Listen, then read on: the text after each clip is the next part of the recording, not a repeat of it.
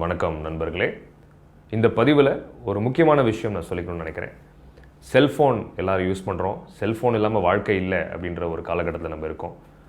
But தூங்குறதுக்கு முன்னாடி நம்ம செல்ஃபோன் யூஸ் பண்ணுறதுனால சில பாதிப்புகள் இருக்குது. நம்ம அதை தெரிஞ்சுக்கணும்.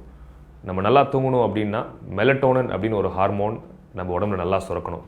ஸோ இந்த ஸ்மார்ட் ஃபோன்லேருந்து வர அந்த லைட்டுனால இந்த மெலட்டோனின் சுரக்கிற விதம் பாதிப்படையுது. ஸோ இதனால் என்ன ஆகுதுன்னா நம்ம தூக்கம் கெடுறதுனால டிப்ரெஷன், மன அழுத்தத்துக்கு நம்ம உள்ளாரோம்.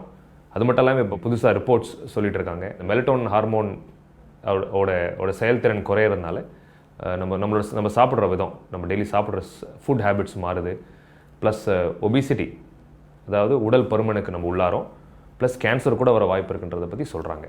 ஸோ நம்ம தூங்குறதுக்கு முன்னாடி 1 மணி நேரத்துக்கு முன்னாடி நம்ம செல்ஃபோன் யூஸ் பண்ண கண்டிப்பாக கூடாது. ஸோ அது நம்ம பண்ணுறதுனால நம்ம மூளைக்கும் நல்லதில்லை, நம்ம தூக்கத்துக்கு நல்லதில்லை.